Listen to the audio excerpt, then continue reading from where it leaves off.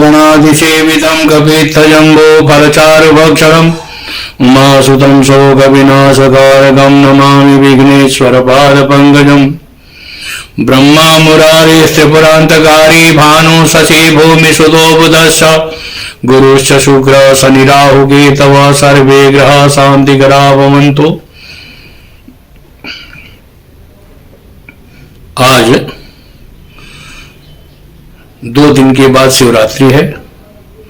भगवान शिव पार्वती का अटूट संबंध, क्योंकि खास करके आज के दिन ही जो एकादशी है वो भगवान विष्णु जाकर के मां पार्वती के तपस्या का परिणाम फाइनल करने के लिए उन्होंने जाकर के मिले।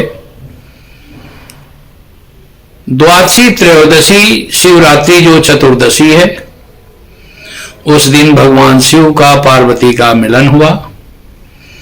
अनेकों वर्ष तपस्या किए।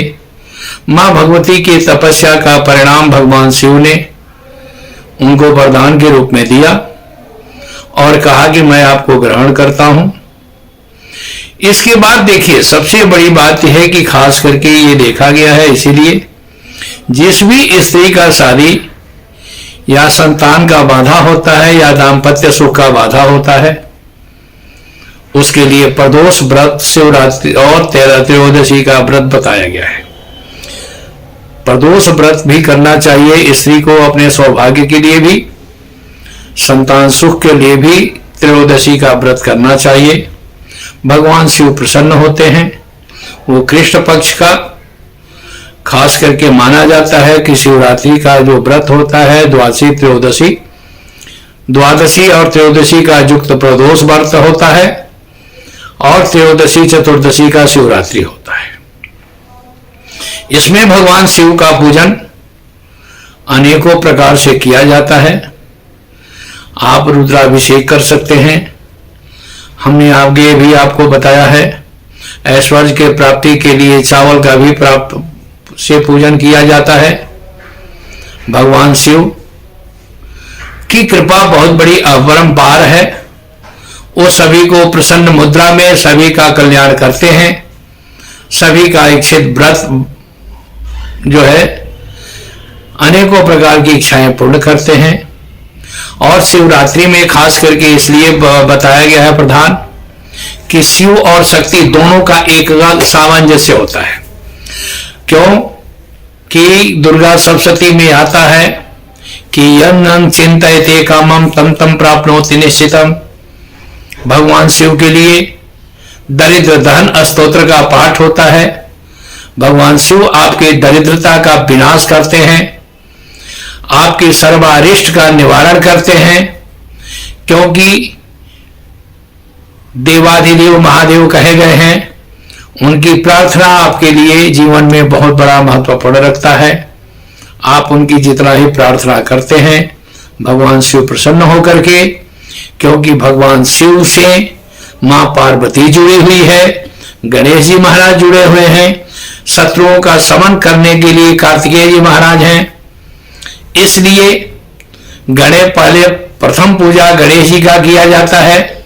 मैं आगे भी बता रखा हूं कि जिस स्त्री का विवाह में अगर दिक्कत हो रहा है, बुधवार के बुधवार 1008 दुर्वा से गणेश जी का मंत्र से गणेश जी को अर्पण करें। वो खास करके 11 से 21 जब तक पूरा होता है, तब तक आपके परिवार में मंगल कामना शुरू हो जाता है। उसी तरह से भगवान शिव पर शिवरात्रि के दिन 8 पहर होता है, 4 पहर दिन का, 4 पहर रात का। आप 4 पहर रात्रि काल में पूजन करते हैं। शाम को 6 बजे से प्रारंभ होता है, सुबह 6 बजे तक उनका पूजन की प्रधानता रखी गई है। मैं प्रयास करूंगा कि आप सबों के सामने YouTube हम अपने चैनल पर लाइव आवें। भगवान शिव का पूजन आपको विधिवत दृष्टिगोचर होगा। आप चाहें तो अपने घर में भी उस पूजन को कर सकते हैं। पूजन के लिए अक्षर आपके लिए ये बताया गया है कि दूध, दही, घी, शहद, पंचामृत, ये पूजन की प्रधानता होती है। ये आप पूजन ले सकते हैं। इसके बाद विशेष पूजन में भगवान शिव का चावल हो जाता है, बिल्व पत्र होता है, दुर्वा होता है। इन सब चीजों से आप उनका पूजन कर सकते हैं। अब रह गया ये कि उनके पूजन के लिए कौन से कामना के लिए कौन सा पूजन प्रधानता है। आपको जो है सो खास करके ये कहा गया है कि ऐश्वर्य की प्राप्ति के लिए चावल का पूजन जरूरी है। रोग के विनाश के लिए आप अक्षरहा दुर्वा से पूजन कर सकते हैं। भगवान शिव को प्रसन्न करने के लिए बिल्वपत्र से पूजन कर सकते हैं। इसके बाद इच्छित फल को प्राप्ति करने के लिए, खास इच्छा को पूर्ण करने के लिए आप आग का अकोड़ा जिसको कहते हैं, अगमन कहते हैं, उसके पुष्प से पूजन कर सकते हैं। नहीं तो कनेर का पुष्प अगर मिल जाता है तो पीला फूल से कनेर का फूल से भी पूजन करते हैं। आपके जीवन में बहुत बड़ी उपलब्धि होती है।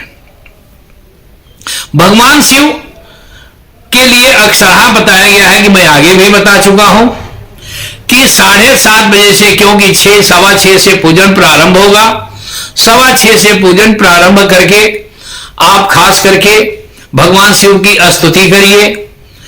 शिव की स्तुति करके कुछ अगर स्तोत्र नहीं कर सकते हैं तो नमः शिवाय का जाप करें। आपके कल्याण के लिए ये अनिवार्य हो जाएगा। आप इन पर प्रसन्न होकर भगवान शिव आपका को प्रसन्न करके आपके सभी सुविधाओं को दे सकते हैं। आप जिसको संतान की प्राप्ति में दिक्कत है उसके लिए खास करके बताया गया है कि 4 चीज ले लें, चावल, दुर्वा, बिल्वपत्र और कनेर का या आंख का फूल से एक एक करके ओम नमः शिवाय करके आप अर्पण करें। भगवान शिव आप पर प्रसन्न होकर के आपकी मनोकामना पूर्ण करते हैं। अगर वैसे नहीं है, अगर आपके शरीर में कोई व्याधि है, उसका दवा नहीं लग रहा है, उसका उपचार नहीं हो पा रहा है, उसके लिए आप सिर्फ चावल अर्पण करें। ओम ह्रौं जुं सह इस मंत्र से। अगर थोड़ा सा लंबा करना चाहते हैं तो ओम ह्रौं जुं सह माम पालय पालय रक्ष रक्ष सर्व कष्ट निवारय निवारय सर्व आशा पूरे पूरे सह जुं ह्रौं ओम। इस मंत्र से भी आप उनको अर्पण कर सकते हैं। अगर आपको कहने में दिक्कत है, आप इस वीडियो को चला लीजिए, इस मंत्र को बार बार चलाइए और भगवान शिव का नमः शिवाय करके उनको वस्तु अर्पण करिए।